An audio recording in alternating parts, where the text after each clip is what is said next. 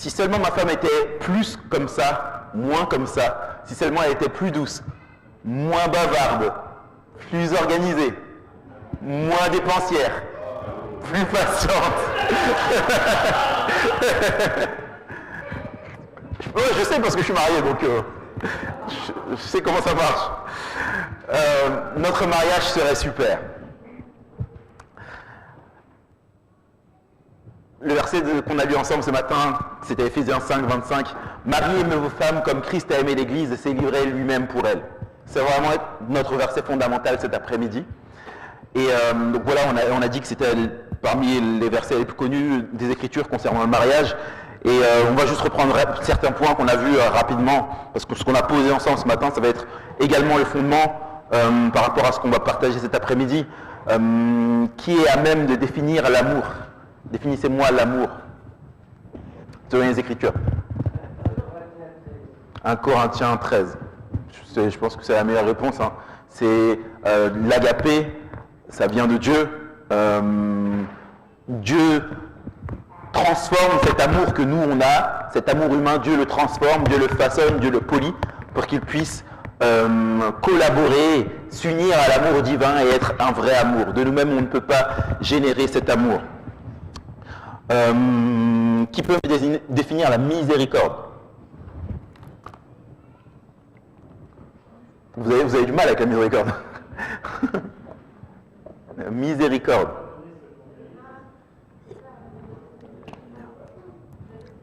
Ne pas donner à quelqu'un ce qu'il mérite. Souvenez-vous cet exemple de la gifle. Vous n'allez pas la rendre en retour. Ça, c'est faire preuve de miséricorde envers quelqu'un. Qui peut me définir la grâce? Donner à quelqu'un ce qu'il ne mérite pas. On a également vu que l'amour, ce n'est pas un sentiment, c'est un choix, un principe. Je vous avais donné de ce texte de Sir White dans Conseil à l'Église qui dit que l'amour est un don précieux que nous recevons du ciel. L'affection pure et simple n'est pas un sentiment, c'est un principe. Ceux qui sont guidés par un véritable amour ne sont ni aveugles ni déraisonnés. Donc voilà, c'était un petit rappel de ce qu'on a fait ce matin. On avait dit vraiment que Dieu a fait preuve envers nous de grâce et de miséricorde. Il ne nous a pas donné la mort éternelle qu'on méritait à cause de nos péchés.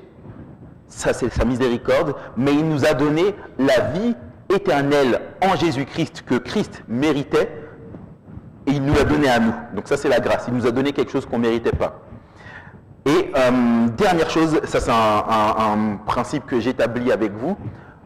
Qu'est-ce qui nous pousse au changement? Qu'est-ce qui nous pousse à changer dans notre relation avec Dieu? C'est une question que je vous pose. Qu'est-ce qui nous pousse à changer dans notre relation avec Dieu? À délaisser certaines choses? Qu'est-ce qui nous pousse à être transformés dans notre relation avec Dieu? Son amour. L'amour de Christ nous presse. Exact. Je vous donne un autre texte qui rejoint cette idée-là dans Romains 2, 4. Si vous avez de quoi noter, notez. Ça, c'est vraiment, ça va être les principes de base. L'amour, la grâce, la miséricorde et ce qui transforme. Romains 2, 4 nous dit « La bonté de Dieu te pousse à la repentance. » La bonté de Dieu nous pousse à la repentance. Et un autre texte, 1 Jean 4, 19. 1 Jean, là il dit à changer d'attitude.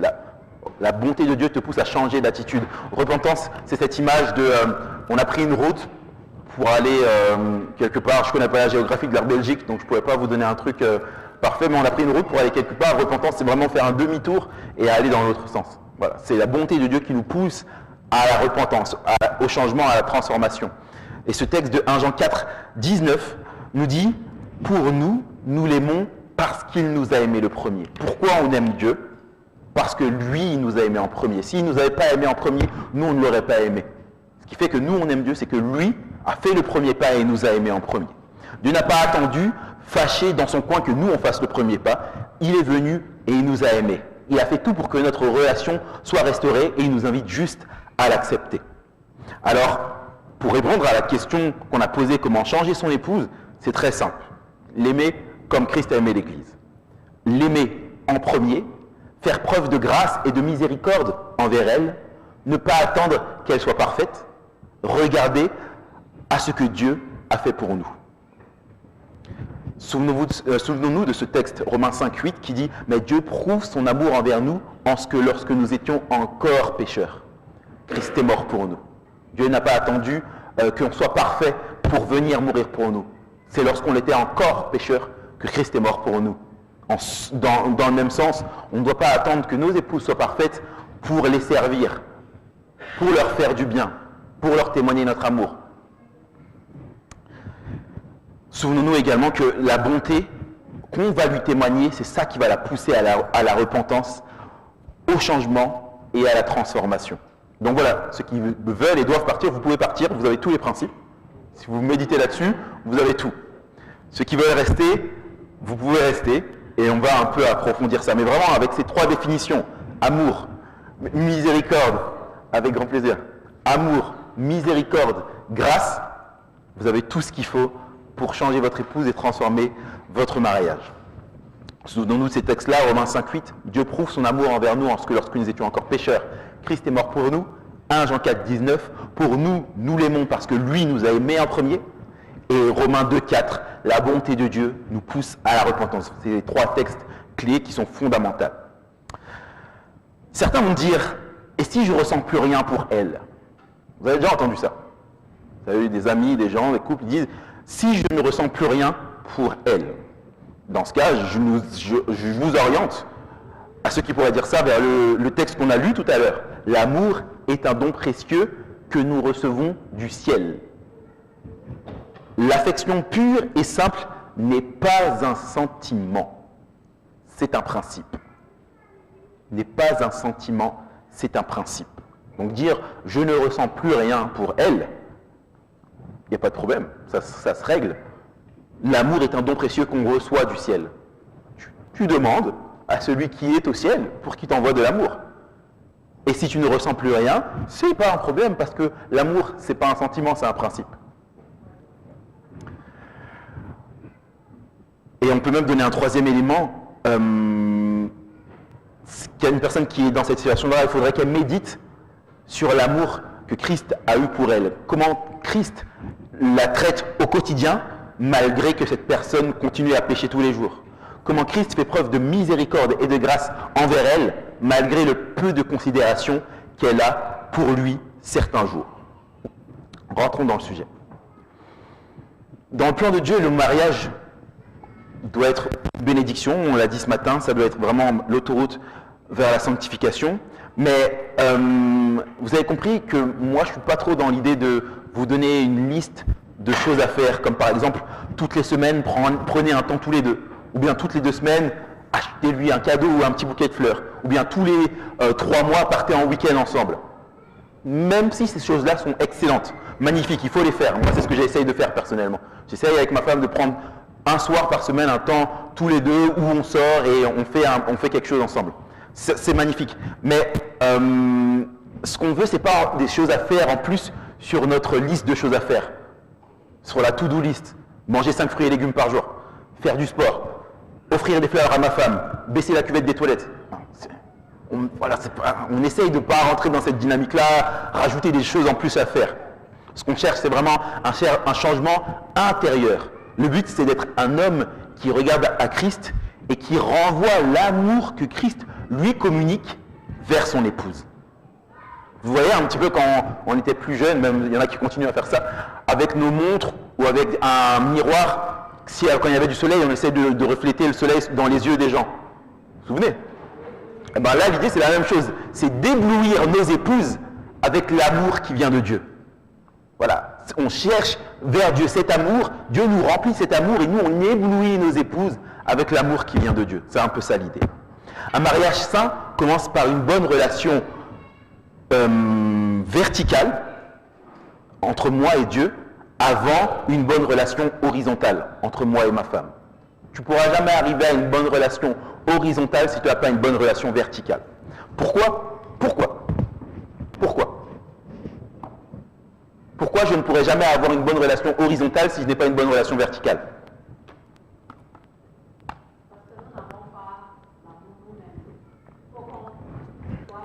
C'est ça. Amen. C'est simple. Comme ça revient à ce qu'on a dit ce matin, tu auras un amour qui dure 1 à 3 ans, et puis après tu seras fatigué. Tu l'aimes plus. Elle est trop... Oh, c'est bon. Voilà, ça c'est l'amour qui vient de nous-mêmes.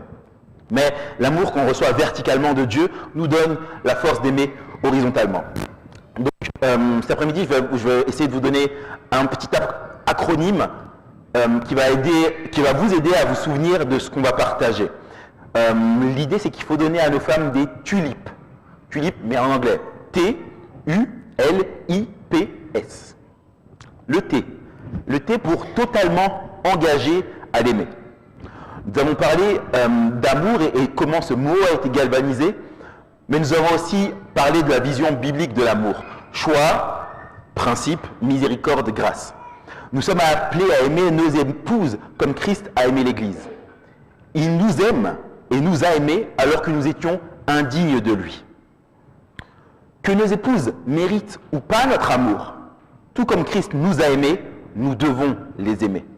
Nous sommes pécheurs et nous avons épousé quelqu'un qui est pécheur. Ne soyons pas surpris quand son caractère, pas encore sanctifié, se manifeste dans notre mariage. Dieu communique sa grâce aux pécheurs. Communiquons la grâce que nous avons reçue de Dieu à nos épouses. Donnons-leur ce qu'elles ne méritent pas, tout comme Christ nous donne ce que nous ne méritons pas. Par la mort de Christ, Dieu nous a justifiés. C'est-à-dire qu'aux yeux de Dieu, nous sommes justes, tout comme si nous n'avons rien fait de mal. Grâce à Christ, Dieu nous voit et nous traite comme si nous étions parfaits. Grâce à Christ, Dieu nous voit et nous traite comme si nous étions parfaits, même si ce n'est pas le cas. Mais uniquement basé sur les mérites de Christ, Dieu nous regarde et nous traite de cette façon-là. De même, aimer sa femme comme Christ a aimé l'Église signifie que grâce à Christ qui vit en moi, je devrais regarder ma femme et la traiter comme si elle était parfaite, même si elle ne l'est pas, parce que c'est ce que Dieu fait avec moi. C'est vrai ou faux?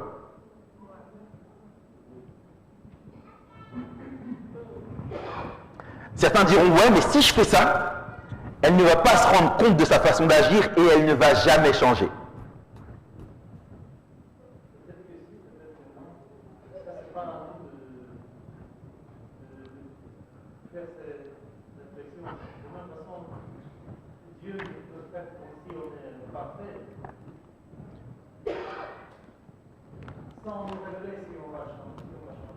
Mais lui, celui qui te dit ça, il veut que sa femme change. Qu'est-ce que tu peux... Il te dit, si lorsqu'elle fait quelque chose qui est mal, je lui fais du bien, elle va jamais se rendre compte qu'il faut qu'elle change. La prière, le jeu, radical. C'est clair. Je suis d'accord avec toi. Je suis d'accord avec toi. C'est clair.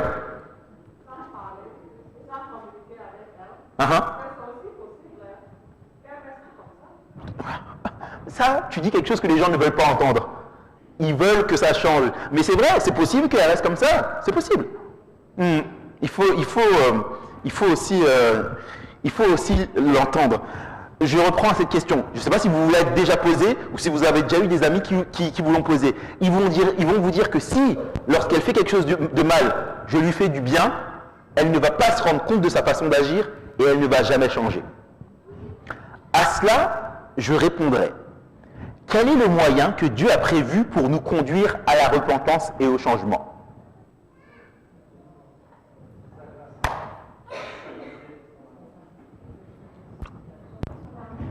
Tout simplement, Romains 2,4, la bonté de Dieu te pousse à la repentance. C'est en étant bon avec ta femme que tu pourras la pousser au changement. Elle ne va peut-être pas changer tout de suite, tout comme Christ est venu pour toi, a donné sa vie pour toi et tu n'as pas changé tout de suite.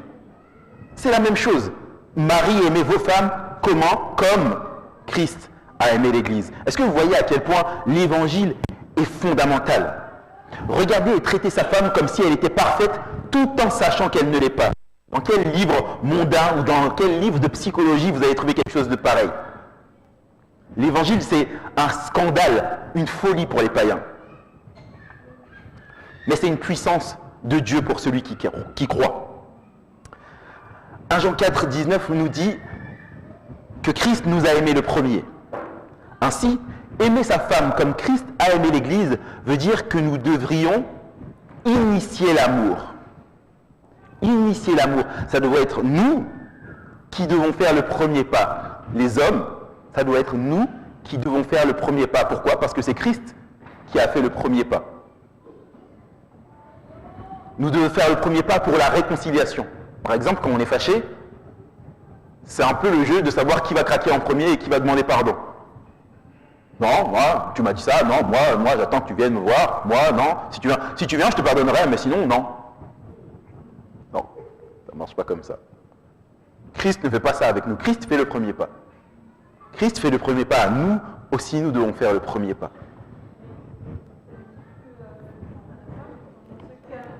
Mm-hmm.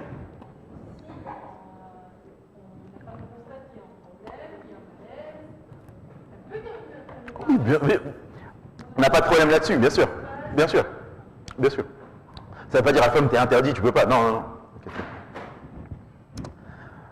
Donc voilà, on doit être vraiment dans la prise d'initiative, on doit initier. Dans les conversations, dans l'affection, on doit chercher à faire le premier pas. Certains diront, oui, mais c'est toujours moi qui fais le premier pas, j'en ai marre. À cela, qu'est-ce que vous répondriez? Quelqu'un me dit, moi, c'est toujours moi qui fais le premier pas, j'en ai marre. Pourquoi pas quoi? Continuer, ok. Oui, il en a marre. Parce que quoi? La patience, ouais. Tu m'as dit, j'ai pas entendu. Boum.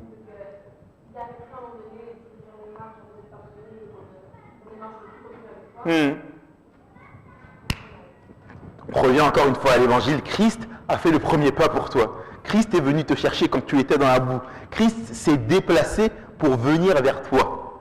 Christ a renoncé aux honneurs, à la gloire. Christ a été jusqu'à mourir pour toi. Alors que demander pardon à ton conjoint en premier ne devrait pas te tuer. Ça ne va pas te tuer. Lui a été jusqu'à la mort pour toi. Donc ça, c'était le T, totalement engagé à l'aimer. Le U,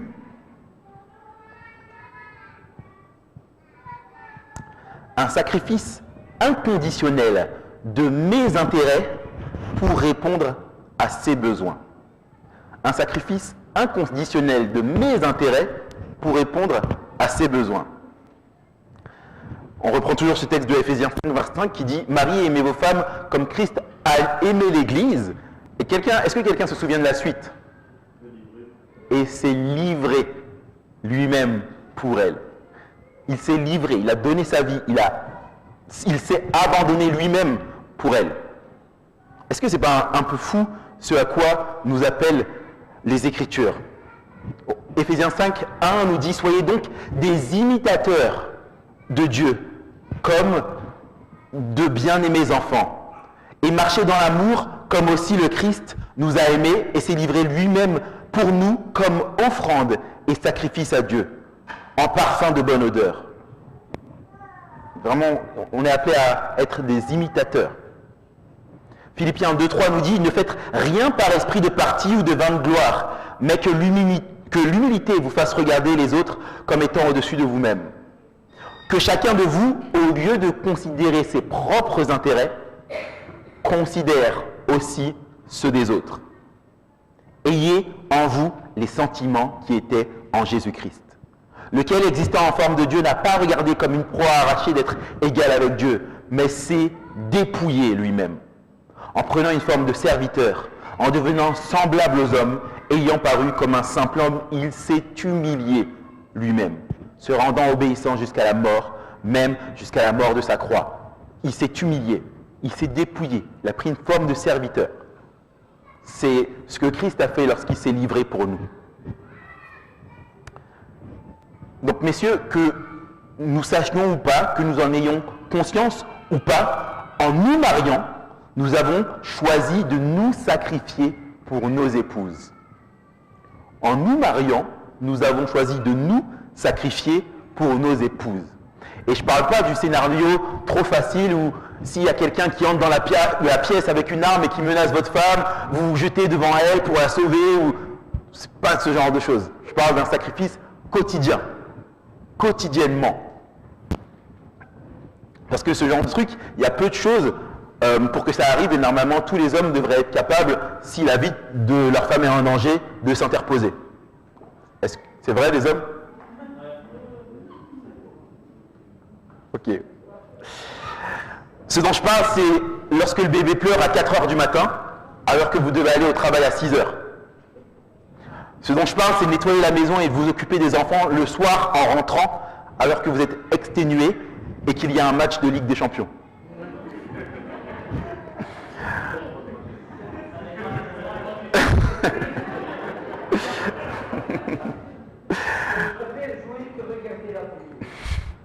Ce dont je parle, c'est attendre l'année prochaine pour vous acheter le nouveau téléphone portable parce que votre femme a besoin de quelque chose, ou bien ne pas aller à la salle de sport ce soir parce qu'elle aimerait passer une soirée avec vous. Abandonner nos droits, nos privilèges pour servir nos épouses. Parce que Jésus, lui, a abandonné ses droits et ses privilèges pour nous servir. Trop souvent, nous sommes des experts de Éphésiens 5, 22. Femmes, soyez soumises à vos maris. Mais nous négligeons Éphésiens 5, 25. Marie, aimez vos femmes comme Christ a aimé l'Église et s'est livré lui-même pour elle. Dieu ne nous a pas établis chefs de nos foyers pour que nous puissions faire ce que l'on veut, acheter ce que l'on veut et rentrer lorsqu'on le veut. Non, ça c'est une horrible distorsion de la notion de chef. Si vous voulez savoir ce que c'est un chef, prenons ensemble Jean 13, verset 3. Si quelqu'un veut bien lire, Jean 13, verset 3 jusqu'à 5.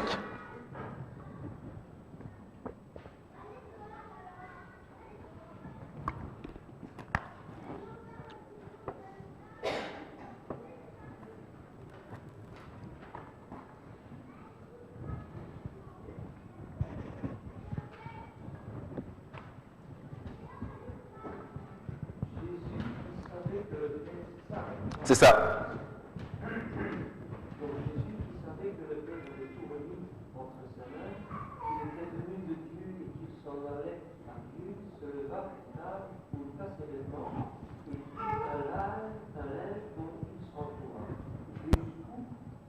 Cinq.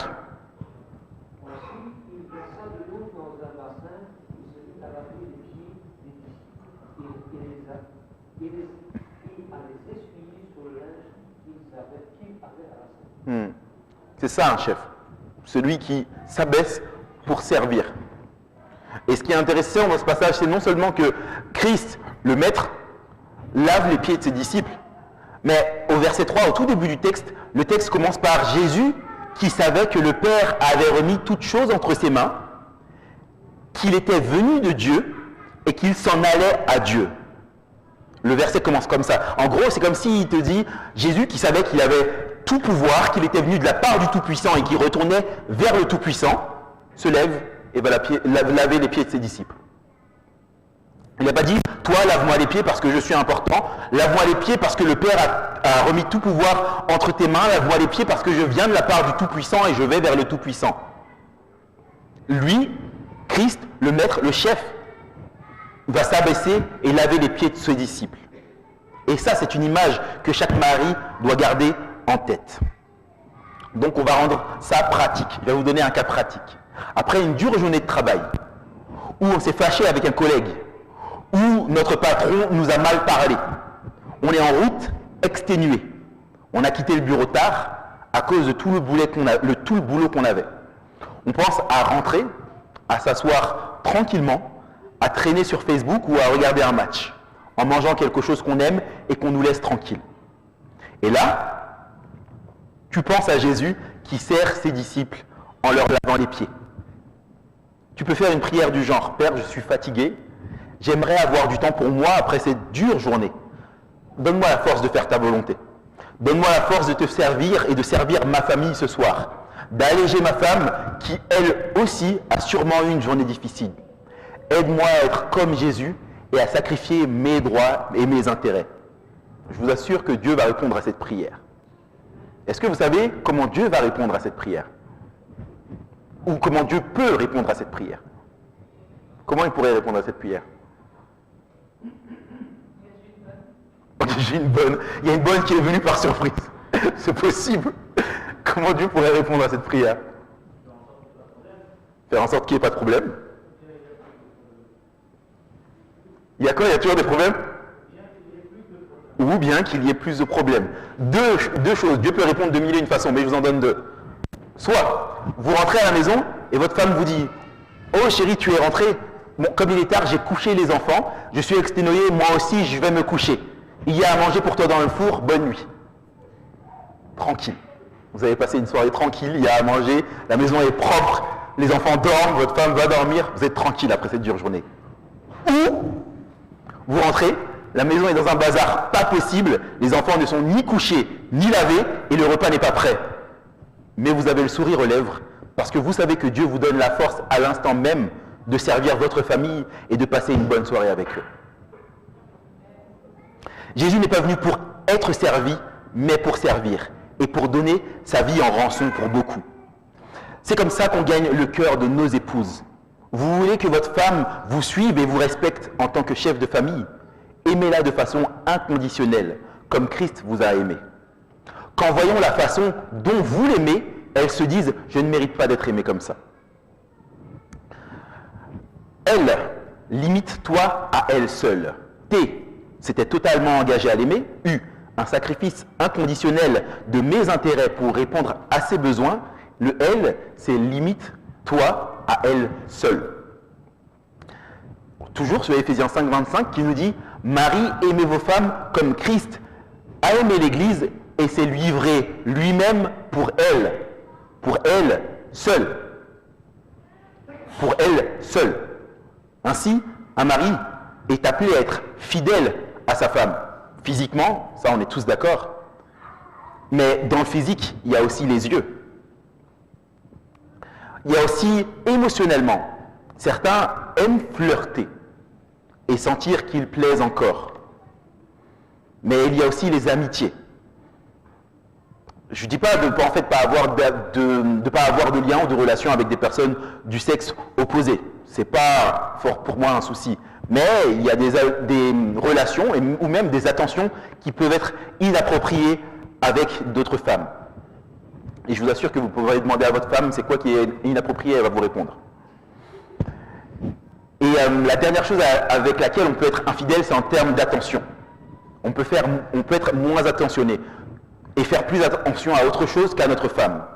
Que ce soit à notre carrière, au sport, à notre voiture, à notre ordinateur, à notre téléphone ou je ne sais quoi. On porte plus d'attention, on donne plus de temps à ces choses-là plutôt qu'à notre femme. Donc tout ça, c'est des choses qui peuvent nous amener à être moins attentionnés envers nos épouses et qui peuvent faire aussi que nos épouses se sentent négligées. Comme je vous ai dit, si vous ne savez pas ce que ça peut être, demandez à votre femme, elle vous répondra. I. Ça marche en anglais, là ça ne marche pas en français. C'était attire ta femme irrésistiblement avec un amour qui purifie. Le T, c'était totalement engagé à l'aimer. Le U, c'était un sacrifice inconditionnel de mes intérêts pour répondre à ses besoins. Le L, c'était limite-toi à elle seule. Le I, c'est attire-la irrésistiblement avec un amour qui purifie. Toujours ce texte d'Éphésiens 5,25.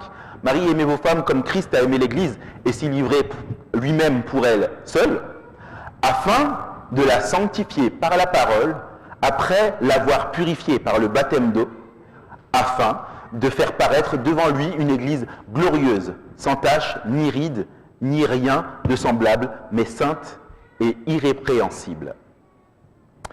Christ nous a attirés à lui par son sacrifice. Dans Éphésiens 2, verset 1, il est dit « Vous étiez morts par vos offenses et par vos péchés. » Verset 4, « Mais Dieu, qui est riche en miséricorde, à cause du grand amour dont il nous a aimés, nous qui étions morts par nos offenses, il nous a rendus à la vie avec Christ. C'est par grâce que nous sommes sauvés. » Non seulement il nous a attirés à lui, mais il s'est engagé afin que nous puissions grandir dans notre sanctification.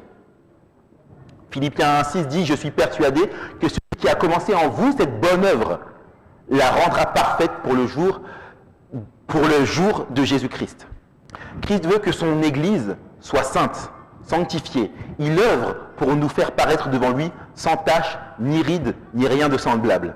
Et il nous appelle également à œuvrer de la sorte pour nos épouses, à être des facteurs de croissance dans leur relation avec Dieu, des leaders spirituels. Comment faire en pratique? C'est une question que je vous pose. Comment faire en pratique? Comment faire en pratique dans notre mariage pour être un leader spirituel?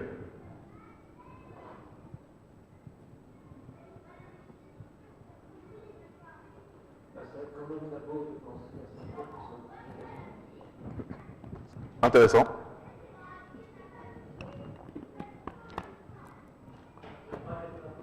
Attends.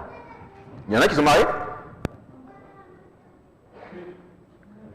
Ok, comment tu fais pour être un leader spirituel dans ton mariage?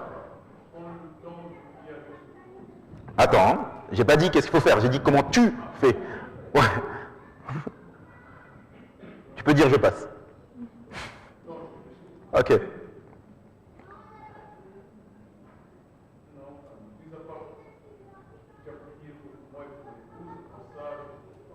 Ok.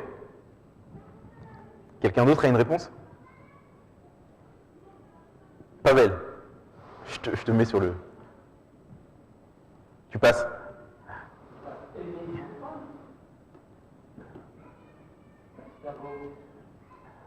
Les maris, Attends, mon frère.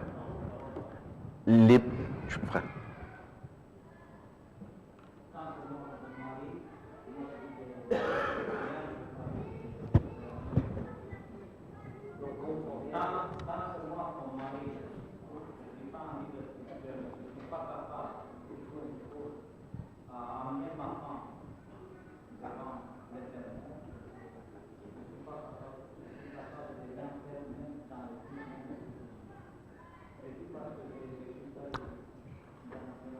Ok, ok. Il a dit qu'en lui-même, en tant que mari, il se rend compte qu'il n'est pas capable de leader spirituellement sa femme. Les maris, comment on fait pour être des leaders spirituels? On sait, mais comment on fait? C'est ça ma question. Tu es marié? Oui.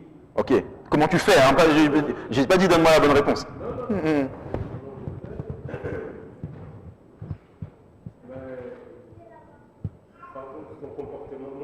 Déjà, voilà, quand je ramène les soucis du travail, j'essaie de partager avec elle dans le bon sens, trouver une solution, voilà. C'est aussi de m'appuyer sur elle aussi.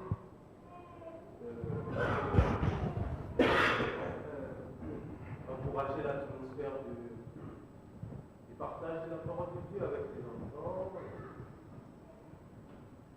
Voilà. Être moi-même, être sincère, adopter les bons comportements. Ok. Mais peux-tu poser la question autrement? Pourquoi? Parce que être leader, c'est cher. Ouais. Mais c'est pas pareil. J'y vois pas une grande différence, mais si vous voulez dire, c'est quoi la différence entre leader et chef alors? Initiateur. Initiateur, ouais.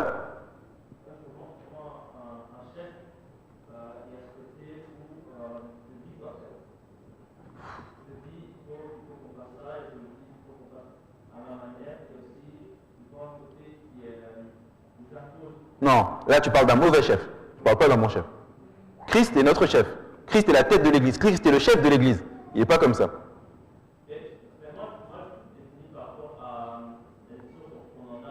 Ouais, j'entends ce que tu veux dire, mais on essaye de...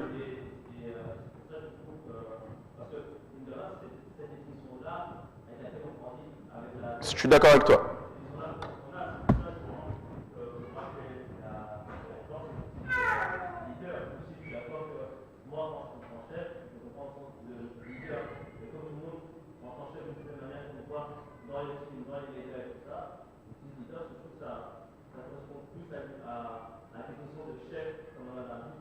Que le mot chef aujourd'hui, j'entends. Qui est d'accord que les hommes sont appelés à être des leaders spirituels dans leur foyer? Qui n'est pas d'accord avec ça? Ok. Donne-moi ton... Moi, c'est les deux. Il y a l'homme et la femme, c'est une seule personne qui doit être le leader spirituel dans la maison.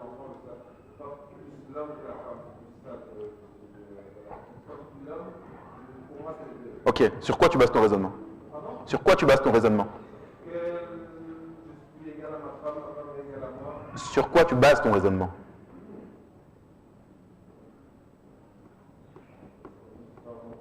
Sur la culture ou les écritures?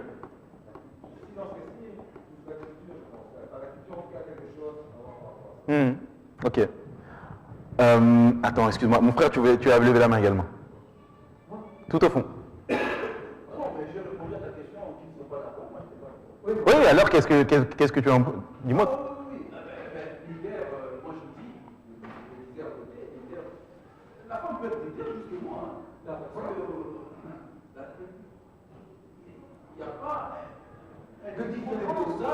Attends, il y en a un qui parle,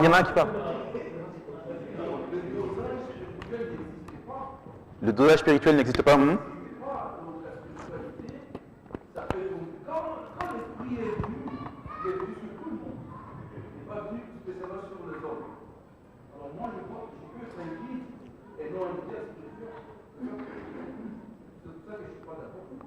Ok. Et toi, tu avais levé la main? Au commencement, qu'est-ce qui s'est passé? Vu qu'il y a l'être humain, homme et femme. Ok.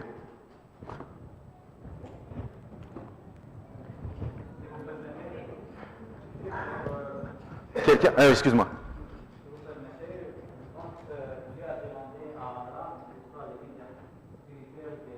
Il n'a pas demandé à ça. Et je pense qu'il y a un échelle que l'apôtre Paul a écrit par rapport à la soumission.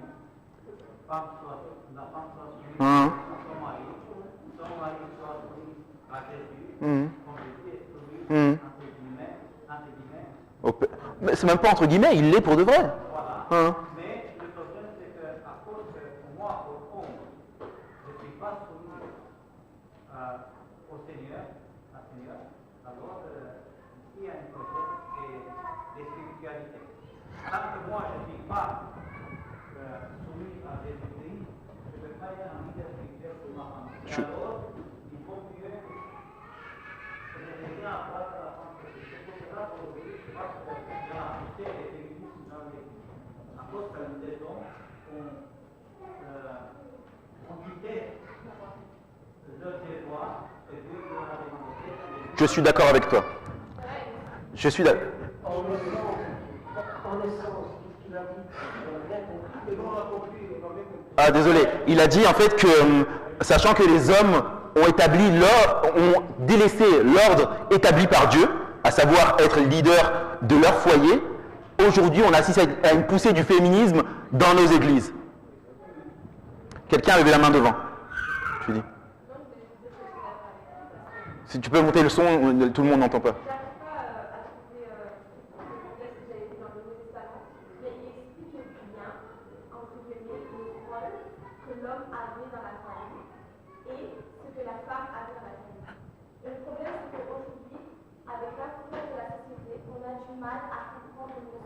Tu m'étonnes. Mais dans la soumission, on ne parle pas d'une soumission comme une dictature. Amen. On parle d'une soumission comme dans l'unité, de savoir, tu as ce rôle, j'ai mon rôle, et nous avons un rôle au sein de notre famille. Et c'est là la différence. Ok. Attends. Oh, c'est vrai, si quelqu'un peut mettre un micro, ce serait bien. Mon frère, tu voulais dire?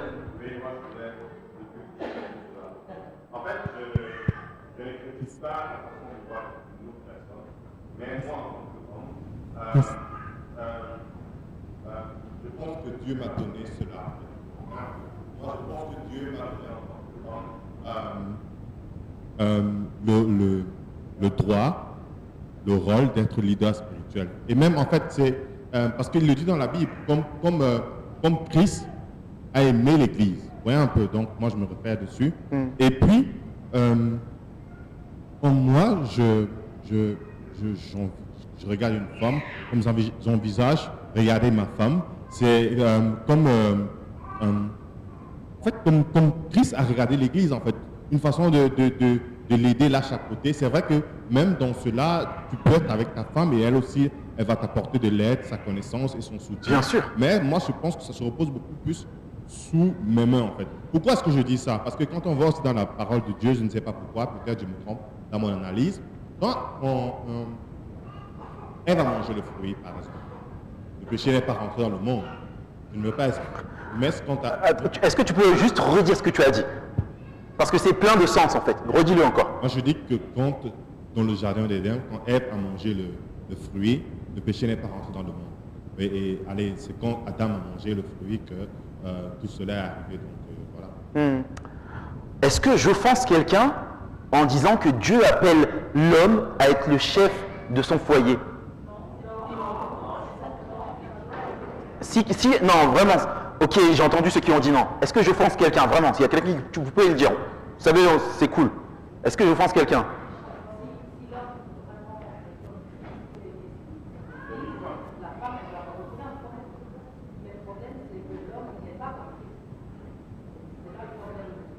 Ok.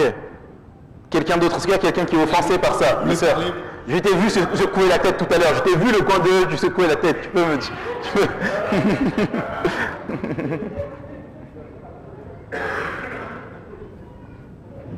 En fait, je suis tout à fait d'accord que l'homme est le chef de la famille. Ça, je suis tout à fait d'accord.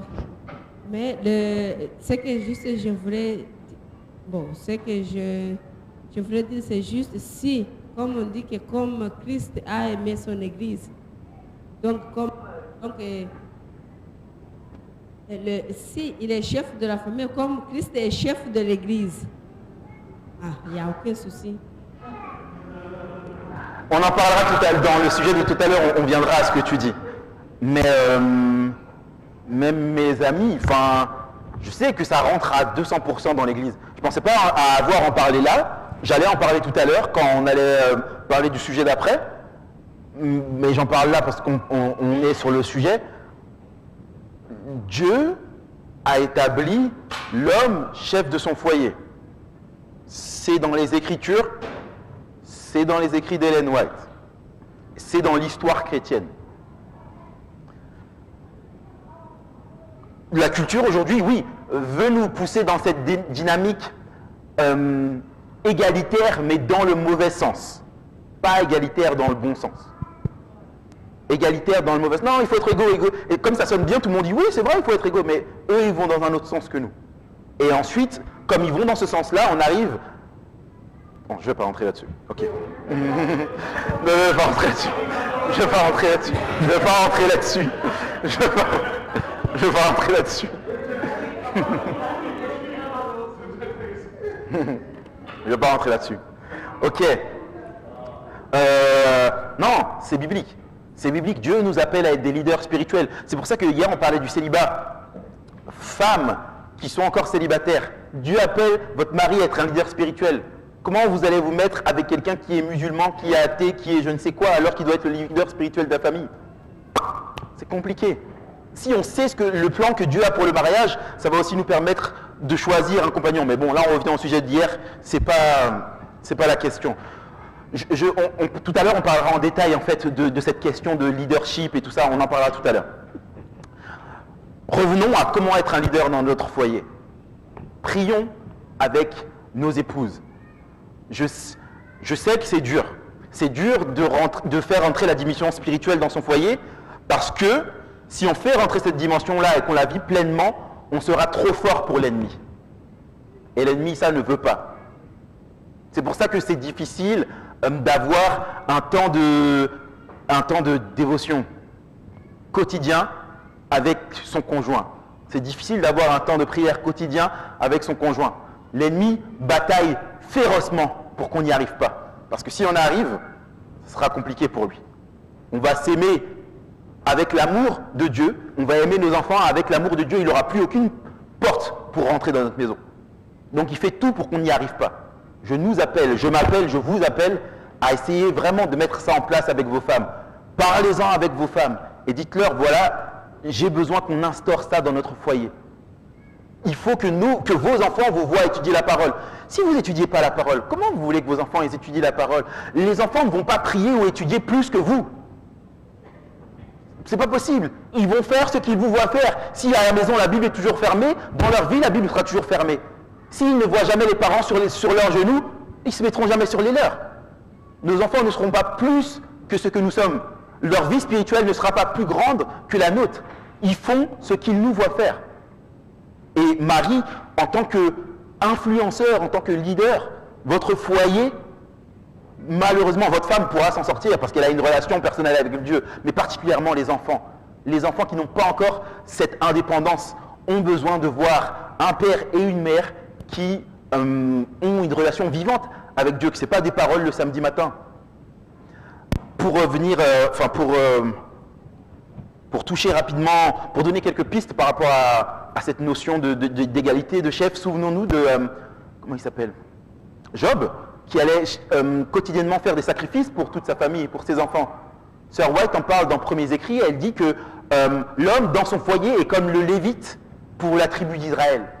C'est lui qui doit porter sa femme et ses enfants chaque jour en prière devant Dieu. Bien sûr, la femme a sa relation avec Dieu, mais il a été donné à l'homme d'assurer le lead spirituel. Sœur White dit, voilà, cette chose-là. Ensuite, elle dit, lorsque la femme est avec les enfants, c'est elle qui assure l'éducation spirituelle. Lorsque la femme est avec les enfants, c'est elle qui l'assure. Mais sinon, c'est une part qui revient à l'homme. Ok? Donc chacun son rôle. C'est cher, certes, chacun son rôle. On est d'accord. Personne n'a jamais dit le contraire. Tout le monde est d'accord avec ça. Donc vraiment, avoir un temps de prière avec nos épouses, un temps d'étude et de discussion basé sur la parole. Il n'y a pas besoin de faire 4 heures chaque soir. Juste quelques minutes chaque soir. Vaut mieux faire 2 minutes que de rien faire du tout. On prend, il y a des dévotions quotidiennes qui existent, ou dévotions matinales. On peut prendre ça, on lit ensemble. Qu'est-ce que tu en penses? Qu'est-ce que j'en pense? C'est fini. Voilà, mais vraiment à entretenir ça, à entretenir la spiritualité dans nos foyers, que ce ne soit pas quelque chose du samedi. Ça ne peut pas marcher. La dernière fois, je parlais avec ma femme, je lui dis que ouais, on ne pouvait pas s'en sortir. On passe je ne sais pas combien de temps au travail. Si on n'a pas une relation avec Dieu personnelle, quotidienne, tu ne peux pas t'en sortir si tu attends sur le samedi matin. La foi qui est nécessaire pour la fin des temps, tu ne l'auras jamais, c'est impossible. C'est impossible, on a besoin d'avoir des temps quotidiennement avec Dieu, personnellement et ensemble. Donc, la prière, la lecture et l'étude de la parole. Aussi, Marie, assurez-vous que votre femme ait assez de temps libre pour avoir son temps d'étude personnelle. Qu'elle ne soit pas prise par 1001 choses, 1001 devoirs, elle rentre du travail, il faut qu'elle fasse la maison, il faut qu'elle fasse ça, il faut qu'elle fasse... Non, faites en sorte qu'elle ait assez de temps pour son étude personnelle. Donc on lui achète une machine à laver. Si ça passe par là.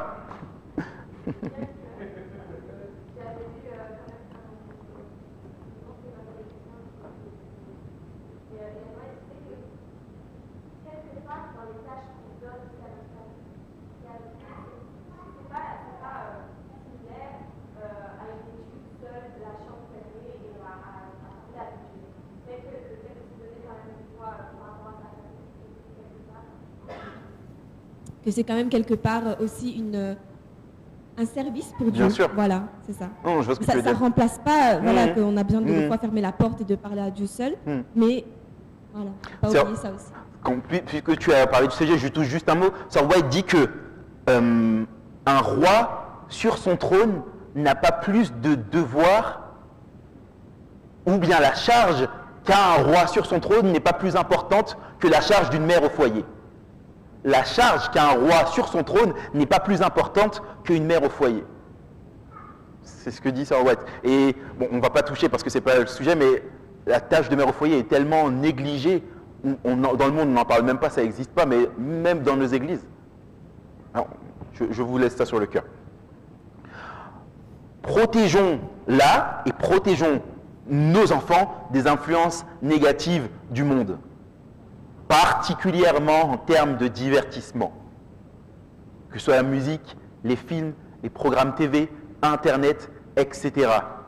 Messieurs, vous êtes appelés à protéger vos foyers des influences négatives du monde, et même les amis, des amis que vous avez et qui ont une influence négative dans vos foyers. Comme nous on est arrivé à l'église de Fribourg, il y a un jeune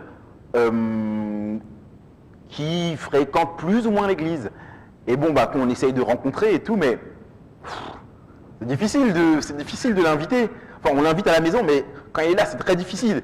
Il dit des jurons à chaque mot, comme si c'était pour nous pousser à bout. Voilà, mais nous, on n'a pas d'enfants, ça va, mais voilà, ce genre de personnes, ou bien des personnes qui font autre chose, essayez de protéger vos femmes, vos enfants des influences négatives du monde. Dieu nous tient, vous tient, en partie responsable de la croissance spirituelle qui se passe dans vos foyers.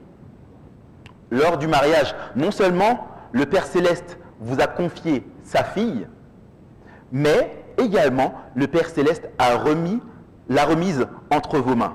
Un jour, vous serez amenés à rendre des comptes sur ce que vous avez mis en place pour favoriser l'épanouissement spirituel dans votre foyer.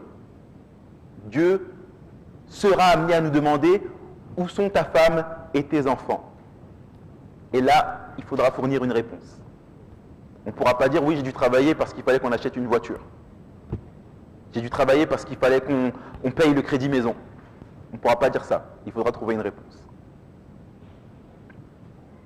Posez-vous la question, est-ce que ma femme grandit spirituellement dans notre mariage?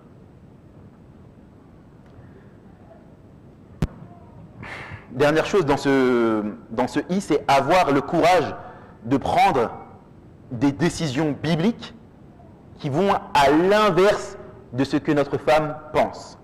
Avoir le courage de prendre des décisions bibliques qui vont à l'inverse de ce que notre femme pense. Et là, j'ai particulièrement en tête l'exemple d'Adam qui a écouté Ève et qui n'aurait pas dû l'écouter. L'exemple d'Abraham qui a écouté Sarah en allant vers Agar et qui n'aurait pas dû l'écouter. Souvent, on va avoir tendance à faire des choses pour faire plaisir à notre femme, simplement. Ou bien pour avoir la paix, pour ne pas créer de problème. Ok, c'est bon, on fait ça comme ça. Elle ne parle pas, c'est bon. Voilà. Mais ayons le courage, en fait, de maintenir les principes bibliques, même si notre femme peut ne pas être d'accord.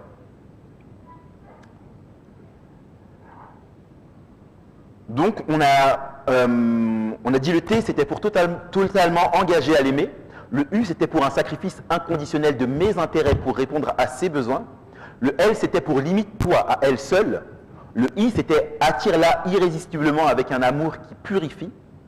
Et on passe au P, persévère alors que tu pourvois à ses besoins.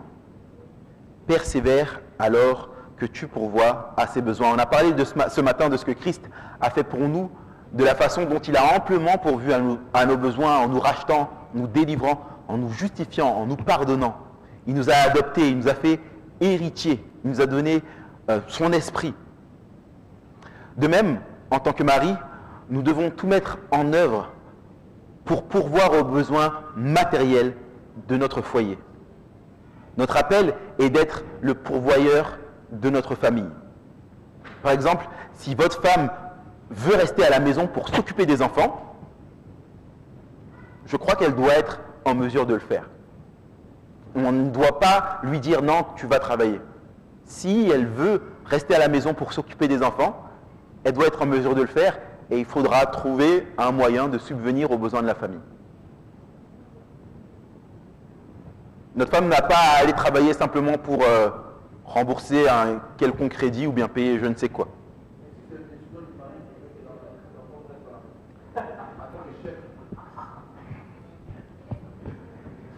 On en parlera tout à l'heure. T'allais rentrer Est-ce que vous voulez intervenir? Micro, s'il vous plaît. Juste lever la main et je vous apporte le micro. Merci.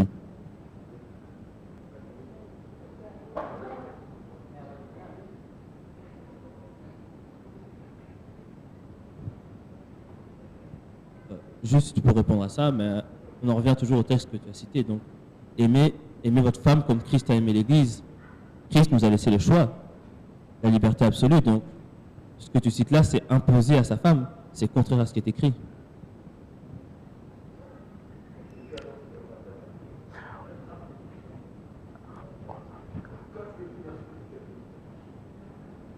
On en parlera tout à l'heure. On va aborder ce sujet. On va l'aborder. Vous inquiétez pas. Je sais que c'est brûlant. On en parlera tout à l'heure.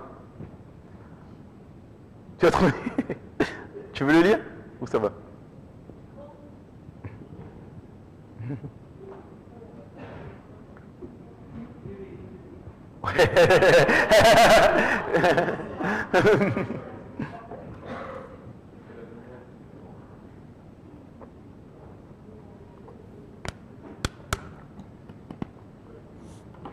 Donc, c'est dans 1 Pierre 3, verset 7. Il dit, Marie, virgule, montrez à votre tour de la sagesse dans vos rapports avec vos femmes. Comme un sexe plus faible, honorez-les comme devant aussi... Pourquoi tu passes vite sur cette partie? Parce que, parce que j'ai pas envie que ça suscite autre chose que je voulais. Mhm. Je voulais mettre l'accent sur quelque chose. Mhm. Je sais, mais je t'inquiète. Honorez-les comme devant aussi hériter avec vous de la grâce de la vie. Mhm. Qu'il en soit ainsi, afin que rien ne vienne faire obstacle à vos prières. Voilà, et après il dit, enfin soyez tous animés de mêmes pensées, de mêmes sentiments, pleins d'amour fraternel, de compassion, d'humilité. Et c'est ce passage-là que je voulais appuyer par rapport au fait que, et ce que la sœur disait aussi, c'est qu'à partir du moment où justement le mari a cette relation, qu'il entretient cette relation avec Dieu, comme tu as dit, la relation verticale, c'est la base pour que la femme puisse s'appuyer sur les décisions qui seront inspirées de Dieu.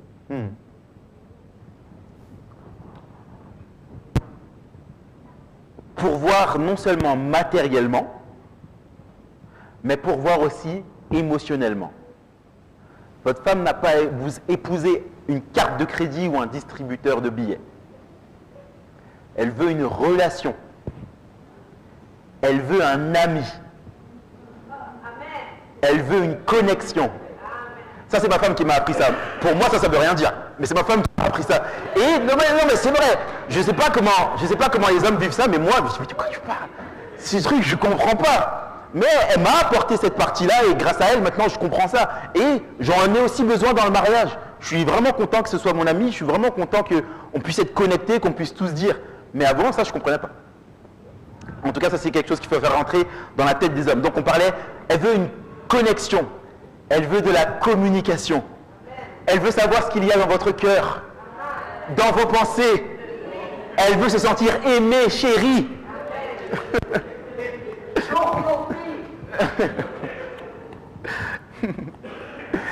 Le mari pense souvent à pourvoir matériellement. C'est vrai que, bon, peut-être de moins en moins, mais les hommes, pourvoir matériellement, ça, ils arrivent plus ou moins à faire. Mais ils pensent que pourvoir matériellement, c'est ça qui va pourvoir aux besoins de sa femme. Alors que la femme n'a pas que, et n'a principalement pas forcément des besoins matériels, mais particulièrement des besoins émotionnels. Et pour vous illustrer ça, ma femme m'a dit un jour, si on vit sous un pont, mais qu'on est connecté et qu'on est ensemble, je serai heureuse.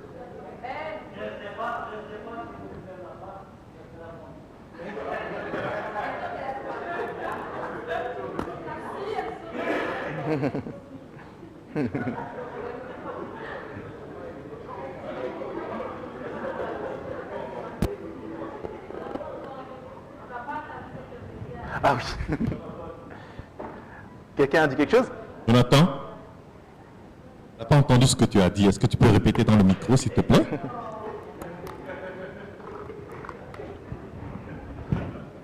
Voilà, tu disais que vivre en dessous d'un pont, oui, mais être en contact l'un avec l'autre. Mais je dis, je ne sais pas si vous arrivez dans ce cas, s'il n'y a pas des autres problèmes qui vont se... je ne sais pas. Mais en tout cas, c'était pour illustrer principalement son besoin de connexion avec moi. Oui, mais il faut pas savoir que beaucoup de problèmes dans des familles, ça commence avec... les finances, bien sûr. Pour ceux qui étaient là hier, on en a parlé. On a dit que les finances faisaient partie des 5 sujets qui causent des disputes et des divorces dans un mariage. Les finances en faisaient partie. Vous savez, encore une chose, ma femme, elle veut bien que je reste chaque jour avec elle. Si je ne pars pas au travail, ça sera magnifique. Mais en même temps, elle me demande, Il faut quand même, hein, je il suis faut quand d'accord. même que tu m'apportes l'argent.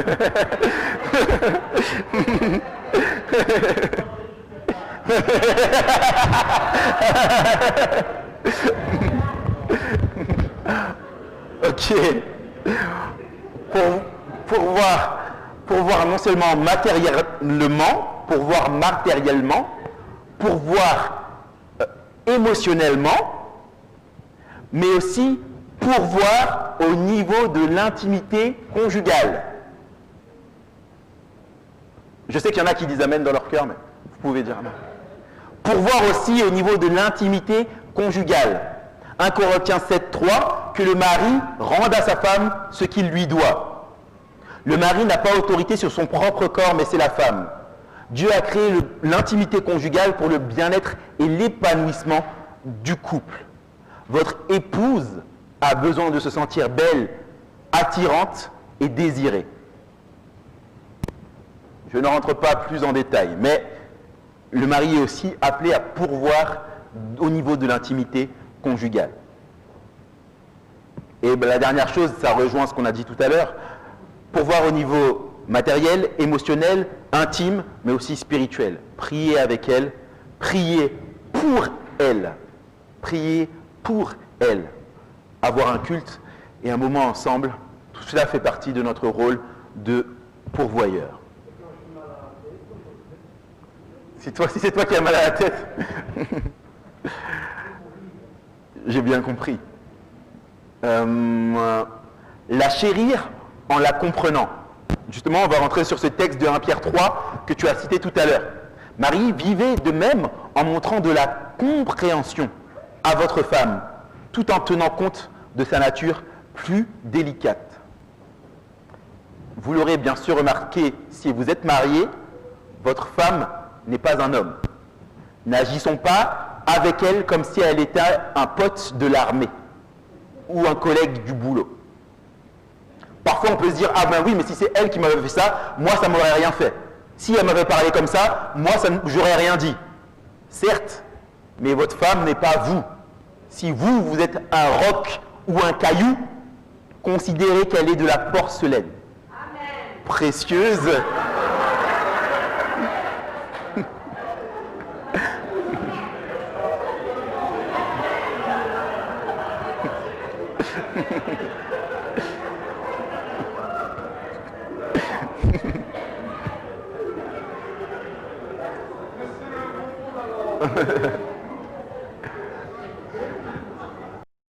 Considérez qu'elle est de la porcelaine, précieuse et délicate.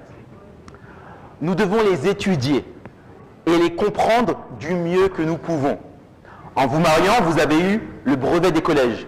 Je ne sais pas si ça existe ici. Le bac, le CSS. En vous mariant, vous avez eu ça. Il vous faut atteindre le doctorat. Donc, continuez de l'étudier. Si vous voulez, j'ai aussi un questionnaire avec 50 questions que vous pouvez poser à votre femme. Voilà, soyez sûr qu'elle sera super contente de parler de ça avec vous. Si vous venez me voir à la fin, je vous le donnerai. Une autre chose, c'est ne vous aigrissez pas contre elle. Colossiens 3, verset 19. Ne vous aigrissez pas contre elle. Marie, aimez vos femmes et ne vous aigrissez pas contre elles. Ne vous mettez pas en colère contre elles. Ça, c'est un point pour moi personnellement. Je le prends vraiment personnel. Et peut-être que je me trompe, mais... Non, je me trompe. J'allais dire que c'est quelque chose qui revient souvent chez les hommes, mais en fait, c'est chez les deux. Avant, j'étais souvent aigri contre ma femme, parce qu'elle n'était pas comme ceci, ou parce qu'elle ne faisait pas comme cela. Et je me disais, si tout simplement elle arrêtait de faire ça, je ne me mettrais pas en colère. Tu me dis que je suis en colère, oui, mais si tu arrêtes de faire ça, je ne serai pas en colère. Donc arrête, comme ça je ne suis pas en colère. Qu'est-ce qu'on pourrait répondre à quelqu'un qui dit ça? Oui, mais si tu arrêtes de faire ça, moi je vais arrêter.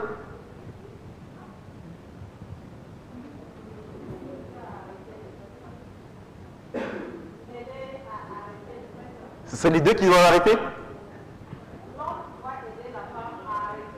Ah, je suis d'accord. avez compris, non? J'ai dit, dans ce cas, l'homme doit aider la femme à ne pas faire ce qui amène l'homme à être aigri. En colère. Je comprends. Je vous donne un exemple encore plus pratique. J'ai des amis à moi. Le mari, il se fâche souvent contre sa femme parce qu'elle est tout le temps en retard. Mais elle est vraiment tout le temps en retard. Un jour, on a été à un mariage d'un ami à nous. On était en retard pour le mariage. Elle est vraiment tout le temps en retard. Et il se met toujours en colère contre elle. Donc le gars est presque tous les jours énervé parce que la fille est tout le temps en retard. Et je lui dis, il s'appelle Arnaud. Je lui dis, mais Arnaud, elle passe son temps à faire quoi quand elle est en retard? Elle est dans la salle de bain, elle cherche des vêtements, elle cherche ça. Aide-la. Le soir avant, tu dis, bon, bah, qu'est-ce que t'en penses? Voilà, je suis rentré du travail, on a mangé, qu'est-ce que t'en penses si on choisit tes vêtements pour demain? Aide-la. Tu vois, sois actif dans le truc, ne le subis pas. Reste pas là à subir, ah, elle est encore en retard. Non, aide pour qu'elle ne le soit plus. J'ai pas tout proposé, mais on peut aider autrement.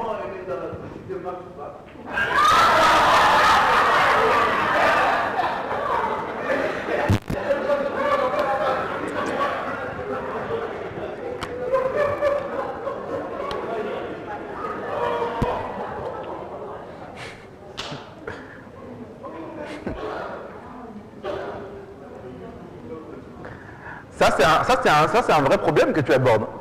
Parfois, comme par hasard, le sabbat matin, l'un ou l'autre va être en retard.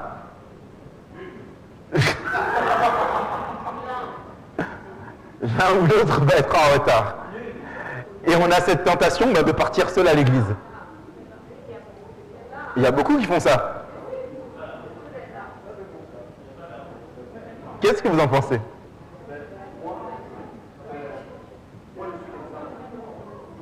Moi, je suis l'exemple vivant. À force de faire ça, ma femme, elle est toujours prête maintenant. Elle sait qu'on démarre à 8h. À 8h30, on doit être chez mes soeurs pour les prendre et pour venir à l'église. Et même mes soeurs, quand elles sont en retard, je ne démarre pas. 8h30, elle est là, elle peut témoigner. 8h30 n'est pas 8h02 minutes.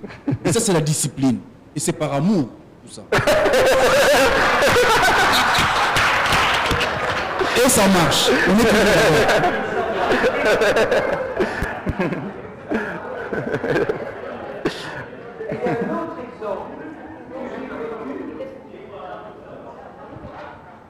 S'il vous plaît, être femme, c'est trop compliqué. Il y a des jours où tu as même mis l'habit que tu voulais porter le jour avant. Vous venez vouloir porter, peut-être que la fermeture ne marche plus. Oui.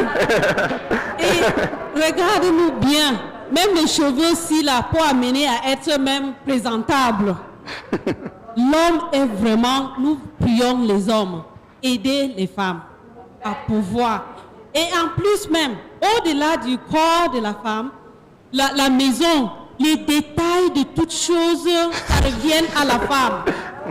Vous les hommes, vous portez juste les chemises tous les jours et les pantalons et les chaussures. Regarde les habits de femmes.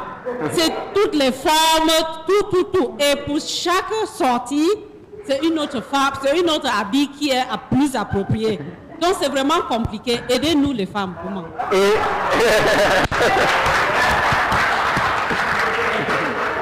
Une autre intervention. Je veux juste ajouter un petit truc pour les couples qui ont les enfants, par exemple. Parfois, l'homme se lève, il va se préparer. Vous avez 2-3 enfants à préparer. Il est là, il a fini de se préparer, par exemple. Il attend que tu passes par 1, 2, 3, 4. Et dès qu'il est là, il dit, on va partir, on ne part pas. Donc, ça aussi, c'est une autre chose qu'il faut voir. Si vous avez 3 et qu'il prend un enfant et commence à préparer, par exemple, toi, tu te prépares les 2 qui restent. Peut-être que vous allez quitter 30 minutes en avance. Bien sûr. Je voulais juste ajouter, en fait, il y a des spécialistes du sabbat, donc qui se préparent à l'avance et qui attendent les épouses dans la voiture en donnant l'heure exacte pour partir. Donc, qu'est-ce qu'on fait ces hommes-là pour que nous les femmes... Attends, on t'entend pas. Chut. En fait, je disais qu'il y a des spécialistes. Hein. Le jour du sabbat, donc, je parle bien sûr des hommes. Donc, ils se préparent en avance. Ils vont attendre leurs épouses dans la voiture en donnant l'heure exacte pour partir. Qu'est-ce qu'on peut dire à ces hommes-là pour que nous, femmes, qu'on soit en avance? Enfin, qu'on soit à l'heure, comme ils veulent.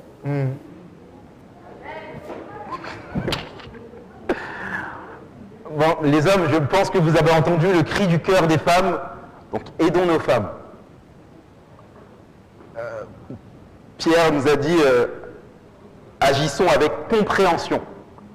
Comprenons que ce n'est pas facile pour les vêtements, les cheveux, les je ne sais quoi. Il y a une solution, aidons-les. Je voulais dire. Comme vous dites, il y a une solution. Le problème, c'est que à chaque solution, un nouveau problème survient. Je vais expliquer. J'ai demandé à mon épouse si je pouvais donner cet exemple-là. Justement. Tu as l'autorisation. Le samedi matin, comme il y a des exemples qui ont été dits, mais des fois, je dois les habits des enfants, la coiffure de notre fille. Donc, elle m'a déjà fait la reproche que je ne l'aide pas suffisamment. Donc il arrive des fois où je l'aide, et même que ce soit pour l'église ou pour le matin, aller pour l'école des enfants et tout ça, avant de partir, je fais. Et finalement, le problème n'a pas été résolu parce que tout le temps que je prends à m'occuper des enfants, c'est du temps pour elle plus se préparer. Donc au final, on est toujours en retard. C'est ce que je dis. Non, c'est pour ça que tu n'écoutes pas.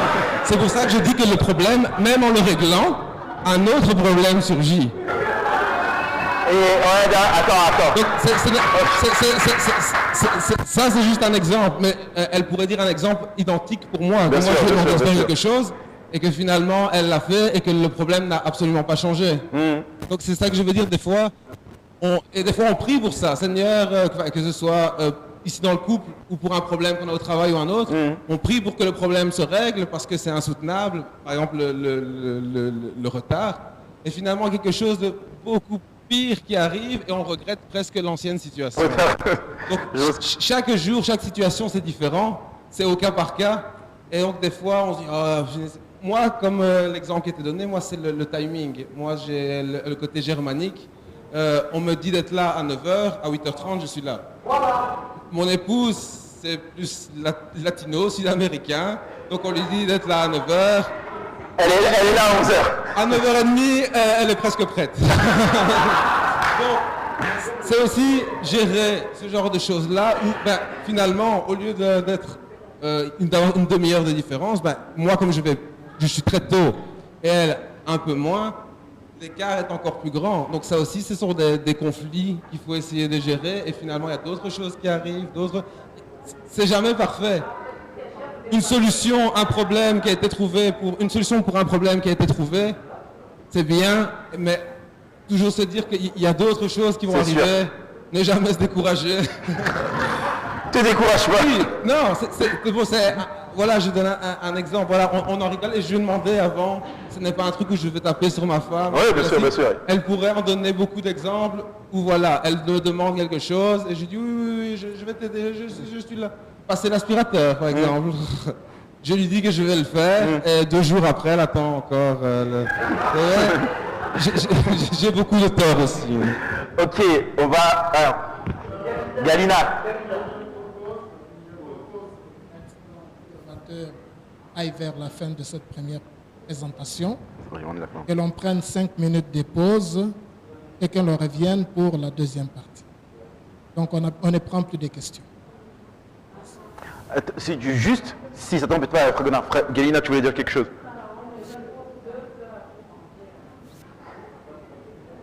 Je vais traduire.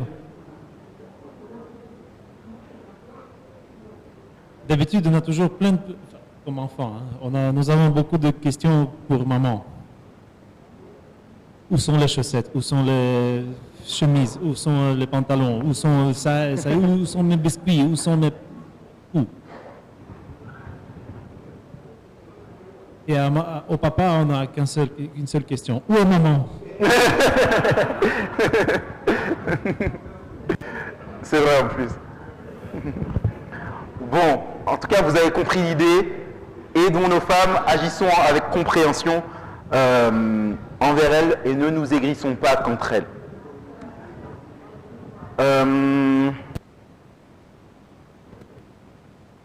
Peut-être, en même temps il reste beaucoup, en même temps il ne reste pas beaucoup. Pour les hommes, c'est très long en fait. Ok. Allô, ok. Honorons-les. Honorons-les. 1 Pierre 3,7. Honorez-les comme devant aussi hériter avec vous de la grâce de la vie. Honorez votre femme. Proverbe, tu montes là. Ensuite, tu montres Proverbe 31,11. Le cœur de son mari a confiance en elle, et les produits ne lui feront pas défaut. Faites confiance à votre femme. Elle est en mesure de gérer. Ne la rabaissez pas en privé, mais encore moins en public. Ne pensons pas qu'à cause du fait que Dieu nous ait établis chefs de nos foyers, nous sommes meilleurs que nos femmes. Pas du tout, nous sommes absolument égaux spirituellement. Certains hommes pensent que leurs femmes sont bêtes. Et ça, c'est pas bon du tout. Premièrement, ça m'étonnerait que ce soit le cas. Et deuxièmement, les femmes réfléchissent et voient la vie et les situations différemment que les hommes. Pas mieux, ni moins bien, mais juste différemment. Moi, ma femme, elle a vraiment une très bonne intelligence relationnelle pour comprendre les gens. Elle comprend vraiment très bien, elle saura voir, elle sait ce que tu veux dire, elle arrive bien à lire les gens. Par contre, si je lui demande de refaire le chemin en tant que conducteur qu'on fait tous les jours pour aller au travail, impossible. On fait tous les jours le chemin, hein, mais si je lui dis vas-y, c'est pas possible. Elle sait pas faire. Ça, c'est pas son truc. Troisièmement, même si votre femme était vraiment bête, sachant que vous et votre femme, vous ne faites qu'un. Si elle est bête, voilà. Voilà. Donc, élevons nos femmes, élevons-les, valorisons-les. On revient sur ce texte de Proverbe 31, le cœur de son mari a confiance en elle. Si on a une décision à prendre, sachant que Dieu nous a donné une aide qui nous convient parfaitement. Ce mot dans Genèse qui est écrit, quand il dit « je te ferai une aide », le mot c'est Ezer Kenegdo. Est-ce que vous avez déjà entendu Ezer dans un nom? Il y a quelqu'un qui a dans son nom Ezer. Ebenezer, Eliezer. Ezer c'est l'aide. Ezer Kenegdo, c'est celle qui te convient parfaitement. Comme... Je sais pas. Mais voilà, Ezer, c'est vraiment celle qui te convient parfaitement, celle qui te convient parfaitement. C'est comme une chemise ou un costume fait sur mesure. Donc, si on a une décision à prendre, comme Dieu nous a donné une aide qui nous convient parfaitement, et on lui fait confiance, du moins que la Bible nous appelle à lui faire confiance, on ferait mieux de demander à notre aide son avis. On ferait mieux de demander à notre femme son avis et d'essayer de comprendre pourquoi elle pense comme ça. Si on a une décision à prendre, vraiment, demandons à nos femmes leur avis. Qu'est-ce qu'elles en pensent? Parce que, comme je vous l'ai dit tout à l'heure, elles ont des visions des choses différentes des nôtres. On l'a dit, être chef ne veut pas dire faire ce qu'on veut, quand on veut, où on veut, avec qui on veut. Dieu a mis à nos côtés une aide qui a une vision des choses différentes de la nôtre. Et même si la décision finale vous revient, ce qui est plus qu'une responsabilité qu'un avantage, nous sommes appelés à consulter nos épouses. Parce que, comme on est chef de son foyer, on va dire, ok, c'est moi qui prends la décision finale. Certes, mais si on prend la mauvaise décision, ou bien si on prend une décision pour des raisons égoïstes, il y a quelqu'un qui est au-dessus de nous. Et à cette personne, on aura à rendre des comptes. Gardez ça à l'esprit. Proverbe 15, 22 dit « Quand on ne consulte personne, les projets échouent. Mais lorsqu'il y a beaucoup de conseillers, ils se réalisent. » Témoignons-leur de l'affection et de l'appréciation. Pas seulement au niveau de l'intimité conjugale, mais aussi dans le quotidien. Par des gestes tendres, des sourires, des fleurs, des mots doux, des paroles d'encouragement. Proverbe 31, 29. Plusieurs filles ont une conduite vertueuse, mais toi, tu les surpasses toutes. Bien des femmes font preuve de valeur, mais toi, tu leur es toute supérieure. Toujours dans ce texte de 1 Pierre 3, 7, Marie vivait de même en montrant de la compréhension à votre femme, en tenant compte de sa nature plus délicate. Montrez-lui de l'estime, car elle doit hériter avec vous la grâce de la vie. Agissez ainsi, afin que rien ne vienne faire obstacle à vos prières. Quelqu'un peut me dire l'inverse de cette phrase ?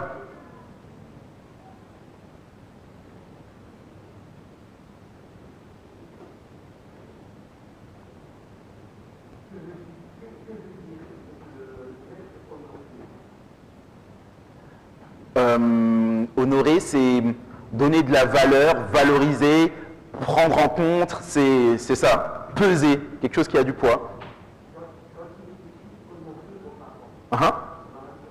Bien sûr, bien sûr. Leur donner de l'importance, de la valeur, chercher leur avis parce qu'ils sont importants, oui, bien sûr.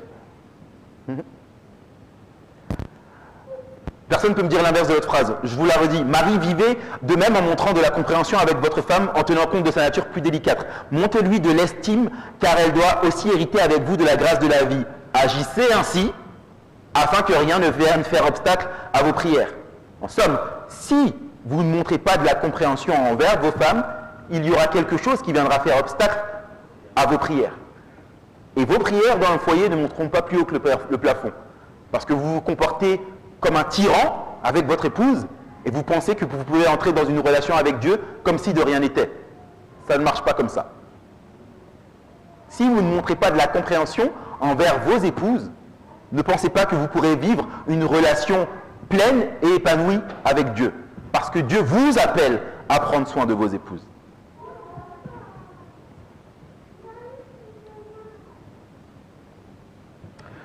Donc faire preuve de grâce, de miséricorde, tout comme Dieu a fait preuve envers nous de grâce et de miséricorde. On a fini dans 2 minutes. Une question que je vous pose, que faire lorsque ma femme est difficile à aimer ?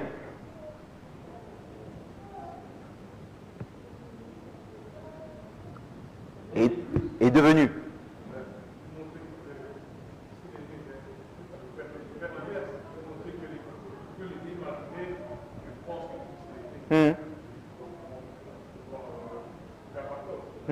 Si elle est difficile à aimer par ses comportements, par son action, elle est toujours négative, elle est toujours, tu vois.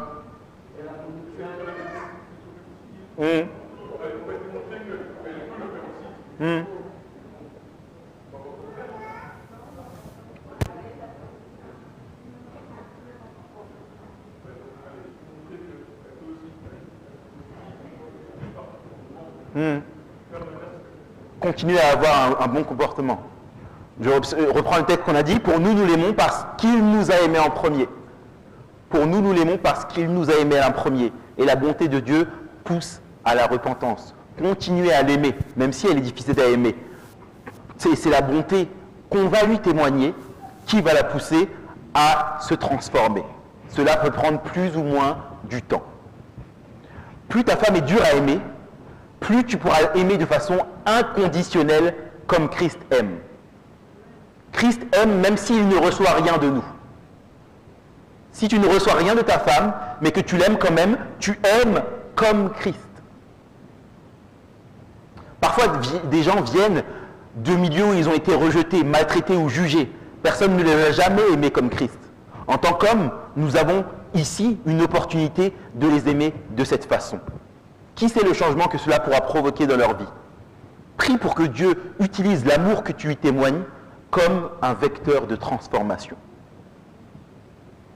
Et si quelqu'un vous dit « je ne l'aime plus », qu'est-ce que vous lui répondez ?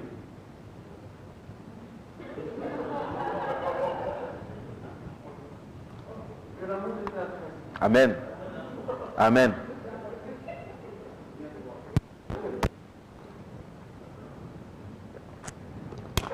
Si tu me permets de ne pas te donner la parole, juste pour qu'on termine. On peut lui répondre à cette personne, repens-toi. Repens-toi. Repens-toi. Parce que l'amour n'est pas un sentiment, c'est un principe. Si tu ne l'aimes plus, c'est parce que tu as choisi de ne plus l'aimer. Tu dois apprendre à l'aimer. Encore une fois, le problème n'est pas horizontal entre toi et ta femme. Si seulement elle était comme ça, si elle était plus comme ça, au moins j'aurais pu l'aimer, si elle était moins comme ça, non. Le problème est vertical entre toi et Dieu. Marie, aimez vos femmes comme Christ a aimé l'Église. Il n'a pas dit, Marie, aimez vos femmes comme elle vous aime. Il n'y a pas écrit ça. Si je n'aime plus ma femme, c'est que j'ai besoin de retourner à Christ, de méditer et d'être bouleversé par l'amour qu'il a pour moi. C'est ça qui remplira mon réservoir d'amour pour elle. Dernière question, et ça c'est la plus difficile. Que faire si ma femme refuse de me suivre comme chef du foyer?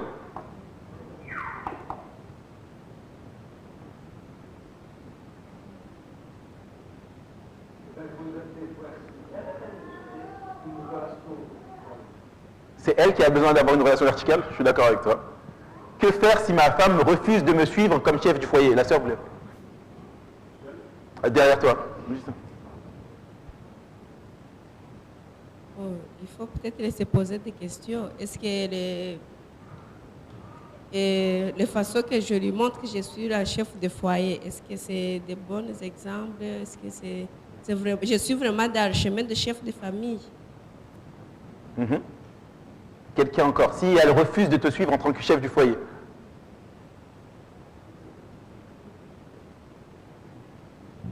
On va chercher auprès d'elle quel est le problème. Parce que ça va de notre intérêt, dans l'harmonie de la famille. Donc, on lui laisse parler, on sonde auprès d'elle d'une manière très polie. Je suis d'accord. Si ta femme refuse de te suivre en tant que chef de foyer, tu ne peux pratiquement rien faire. Tu ne peux pas la forcer. Elle peut suivre, de ne pas se suivre comme chef de foyer. Tu peux commencer à chercher pourquoi. Tu peux peut-être, comme l'a dit la sœur, enlever la poutre qu'il y a dans ton œil avant d'enlever la paille qu'il y a dans le sien. Mais si au final, elle continue et refuse de te suivre en tant que chef de foyer, c'est entre elle et Dieu. Comme je vous ai dit, on ne peut pas la forcer. Tout comme Dieu ne nous force pas à le suivre. Même si nous refusons sa bonté, il continue inlassablement ses efforts pour gagner notre cœur. Même si nous refusons sa bonté, Christ continue inlassablement ses efforts pour gagner notre cœur. Pour résumer, on doit donner à nos épouses des tulipes. T pour totalement engagé à l'aimer. U pour un sacrifice inconditionnel de mes intérêts pour répondre à ses besoins. L pour limite-toi à elle seule. I pour attire-la irrésistiblement avec un amour qui purifie. P pour persévère alors que tu pourvois à ses besoins. S pour endurer sans relâche lorsque les choses sont difficiles. Un mot pour les femmes. S'il vous plaît, priez pour vos maris. Ne les critiquez pas. Et si vous voyez un tout petit bourgeon de tulipe, si vous voyez quelques efforts ou s'il essaye de mettre en place des choses, arrosez ce petit bourgeon. Encouragez votre mari. Et les maris, je sais qu'il y a beaucoup de choses, mais ce que je vous ai présenté, c'est vraiment le meilleur moyen pour transformer son épouse. C'est d'être soumis à notre N+1. C'est d'être soumis à celui qui est au-dessus de nous. C'est d'être soumis à Christ. Christ est notre chef. Et c'est Christ qui va faire toutes ces choses en nous, qui nous permettra d'aimer comme lui aime notre femme. Parce que Christ aime votre femme. Et Christ habite en vous. Donc, Christ aime votre femme, Christ habite en vous, Christ en vous va aimer votre femme. Amen. Je vous propose de prier ensemble.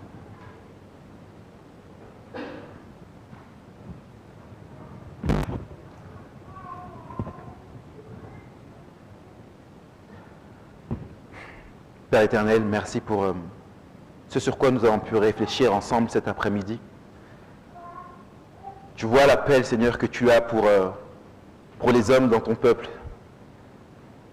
Seigneur, tu sais que de nous-mêmes, nous n'avons pas la force de mener à bien cette tâche que tu nous confies. Nous n'avons pas la force d'aimer comme tu veux que nous aimons nos épouses. Nous avons besoin, Père, que tu viennes vivre en nous par ton Esprit Saint. Nous avons besoin, Éternel, que tu viennes aimer nos épouses en nous. Seigneur, nous avons besoin de cet amour qui vient de toi.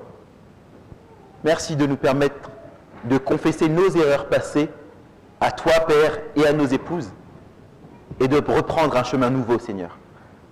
Un chemin qui aime parfaitement comme tu nous appelles à aimer. Fortifie-nous, Éternel Dieu, encore une fois, sans toi, nous ne pouvons rien faire. Sois avec tous les hommes, Seigneur, qui ont entendu ce message. Accompagne-les, Père. Sois à leur côté. Je t'ai prié au nom de Jésus-Christ. Amen.